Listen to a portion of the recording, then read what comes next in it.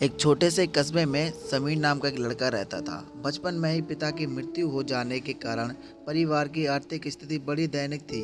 समीर की माँ कुछ पढ़ी लिखी जरूर थी, लेकिन उतनी पढ़ाई से नौकरी कहाँ मिलने वाली थी। सो घर घर जाकर बर्तन मांज कर और सिलाई बुनाई का काम करके किसी तरह अपने बच्चों को पढ़ा लिखा रही थी। समीर स्वभाव से थोड़ा शर्मीला था और अक्सर चुपचाप बैठा रहता था। एक दिन जब वो स्कूल से लौटा तो उसके हाथ में एक लिफाफा था।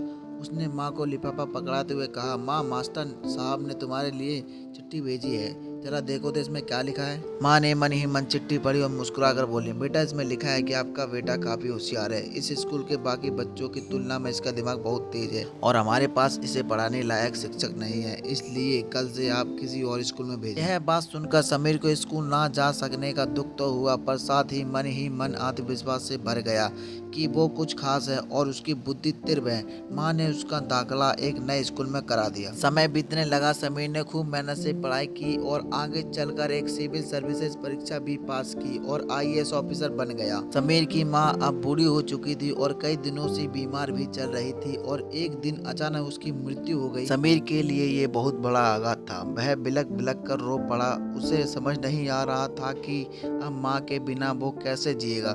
रोते रोते उसने अपनी माँ की पुरानी अलमारी खोली और हाथ में उनकी माला, चश्मा और अन्य वस्तुएं लेकर चूमने लगा। उस अलमारी में समीर के पुराने खिलौने और बचपन के कपड़े तक संभाल कर रखे हुए थे। समीर एक एक कर सारी चीजें निकालने लगा और तभी उसकी नजर एक पुरानी चिट्ठी पर पड़ी। दरअसल ये वही चिट्ठी थी जो मास्टर साहब ने उसे 18 साल पहले दी थी। नम आंखों से समीर उसे पढ़ने लगा। आदरणीय अभिभावक, आपको बताते हुए हमें अफसोस हो रहा है कि आपका बेटा समीर पढ़ाई में बेहद कमजोर है और खेल कूद में भी भाग नहीं लेता है। जान पड़ता है कि उसकी उम्र के हिसाब से समीर की बुद्धि विकसित नहीं हो पाई है, अतः हम इसे अपने विद्यालय में पढ़ाने में असमर्थ हैं। आपसे निवेदन है कि समीर का दाखिला किसी मंद बुद्धि विद्यालय में कराएं अथवा खुद घर पर रख कर इसे पढ़ाएं। सादर, प्रिंसिपल।